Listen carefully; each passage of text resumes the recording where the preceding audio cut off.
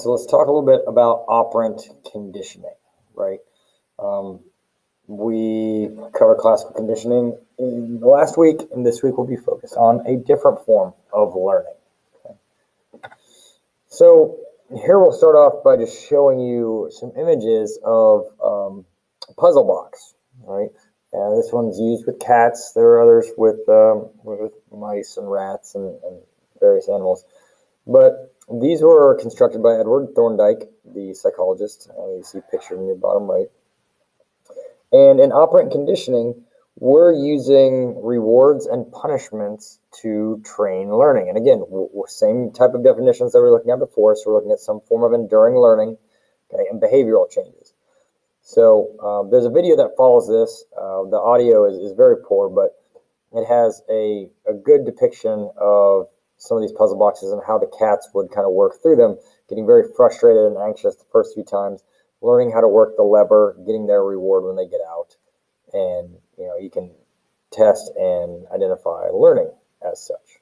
Okay, so here's that video that I mentioned. I'll let you watch that on your own. But giving an idea of the puzzle box and kind of what you'll see and what we were talking about, the first trial, if you look at seconds, it takes a little over 2 minutes, almost 3 minutes for the cat to be able to figure out how to get out, how to hit the lever.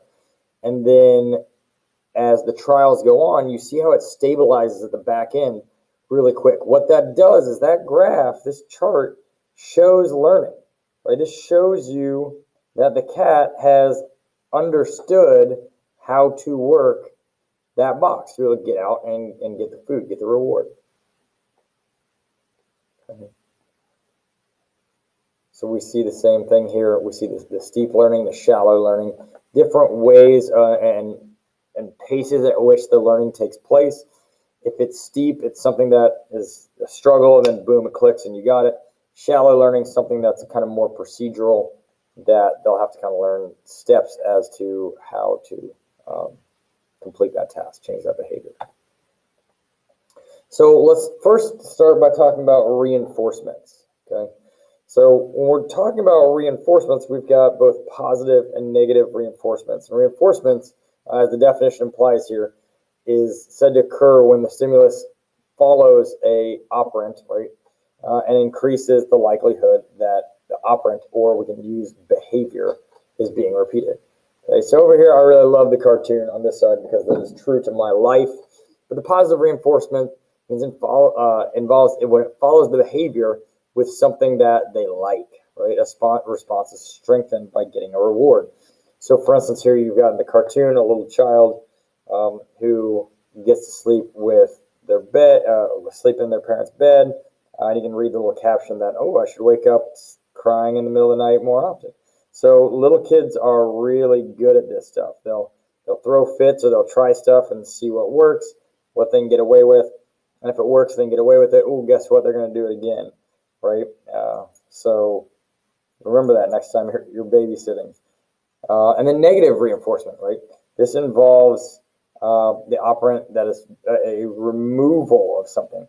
So oftentimes when we're thinking of positive and negative in terms of conditioning, we're thinking of adding or removing, right? We don't want to think of negative necessarily as bad.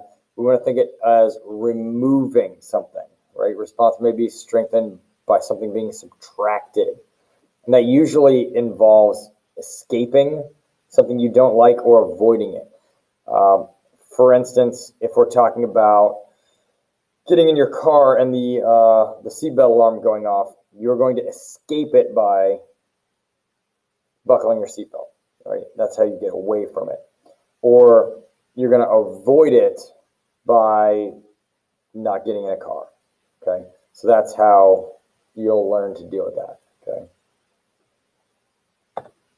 Another great clip where you're going to see here in the Big Bang Theory, Sheldon is going to condition Penny. It's pretty funny. Okay, so examples of negative reinforcement, because this is usually the tougher one to get our heads wrapped around, because remember, it's not bad, it's removing something. So taking aspirin, which is the behavior, to relieve a headache, okay, which is a stimulus. So the headache's in the environment, that's what's happening, and your learned behavior is to take the aspirin. Why? Because the aspirin makes the headache go away. Hurrying home in the winter, behavior to get out of the cold. Okay, you're cold, you walk more briskly. Why? Because you've learned that when you get home, you warm up. Getting into a dog's begging, so it stops barking. Right? The dog's behavior will change now because it knows when it barks, it's going to get something. Setting a timer on the oven to avoid burning the cookies. Okay, so the timer is the behavior, the learned behavior, because the cookies have been burned before, and you've learned that you need to keep track. Leaving a movie theater to escape a scary movie. So again, the behavior is leaving, avoiding that scary movie that maybe you didn't enjoy. Following prison rules in order to be released on time. Okay, so you kind of see this pattern of avoiding or escaping. Negative is not bad. Negative is removing. Okay. Another good clip from the Big Bang Theory on negative reinforcement. Okay. So let's look at primary and secondary reinforcers. So these are the things that actually get us to change our behaviors. So primary reinforcers, okay, these are stimuli that are immediately rewarding, naturally innate reinforcing, no learning is required, and they satisfy biological needs, right? So food, sex, water, warmth, physical activity, sleep, oxygen, all that stuff. Okay, biologically, we are innately ingrained to enjoy those things or to need those things at the very minimum. Okay, and those are primary reinforcers. So primary is biological needs. Secondary reinforcers are more learned reinforcers. Okay, they're less immediately satisfying, less tangible, and can also be called conditioned reinforcers because they're reinforcing after you've been conditioned to enjoy them, right? So for instance, money. Okay, money is a conditioned reinforcer. We've been conditioned to need and want and seek money, so we'll do various jobs and so on. Grades. Again, we talk in here about learning all the time, right? Learning is just something that we need to do throughout the course of our lives to improve our quality of life. But think about all the people and things that are now tied to grades: sports, parents, insurance. Okay, learned reinforcer: attention, praise, prestige, diploma, certificates. Okay, conditioned reinforcers come into existence not through operant conditioning, but instead through classical conditioning. So these secondary reinforcers are classically conditioned into your lives to then be used as operant conditioners. Okay. So technical definitions, right? Now we're getting into punishment. So much the same as we were dealing with our reinforcements. Punishments, negative punishment means something is being subtracted or removed. Positive punishment means something added in. Okay, so when we're looking at negative reinforcement, right, this is the loss of something that maybe you want. You see the picture down there, the keys going. Okay, so this could be losing your cell phone, losing your car keys, a timeout, right? Something where whatever it is that you're enjoying is being taken away from you. And then we have positive punishment. Okay, this means something's being added in. So typically it's something averse.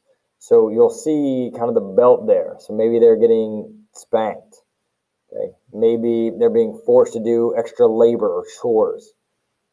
Okay, so all punishments, positive and negative, reduce the likelihood that the behavior will happen again in the future. Okay, so that's the whole idea.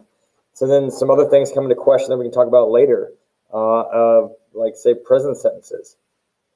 Okay, negative, positive. Do they work? Right? Those are types of discussions that you need to look at. Great little chart that when we get to some of the practice that we'll do, I highly suggest popping up. And it's just a little Punnett square where it's got the reinforcements and the punishments, positive and negative, laid out for you. And it's just a nice little refresher, a little reminder of kind of how they all work. Okay. Again, it will be really beneficial when we get to some of the practice stuff. Okay.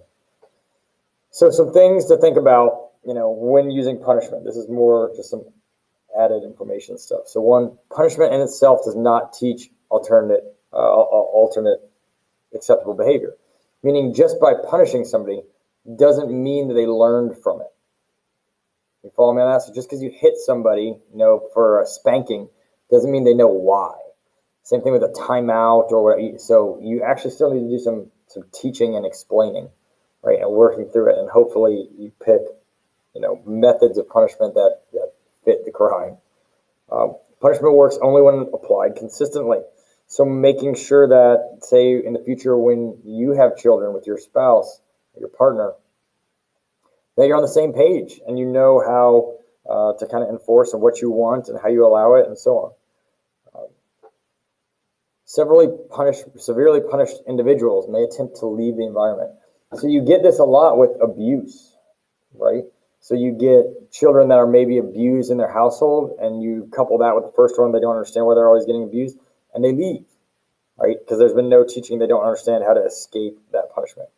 So intense punishment that does not fit the crime, that's too harsh, often leads to anger and hostility, meaning those being punished are losing respect for, looking for revenge on, distrusting of those that are doing the punishing.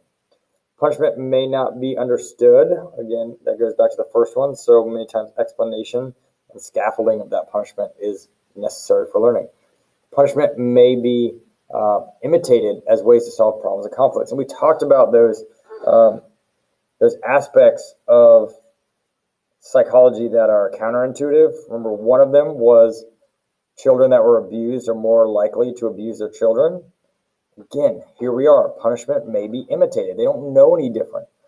Likewise, say children that are spanked or physically punished usually hit more often their friends and stuff at school and get in trouble for it than those that don't. Okay. Punishment can make the behavior occur more frequently. Again, if the punishment is too harsh, say children could rebel, become spiteful, and continue to do that same behavior anyway. Okay, so really interesting stuff. We'll really dig into talking about Skinner and Skinner boxes and everything else here with the operant conditioning.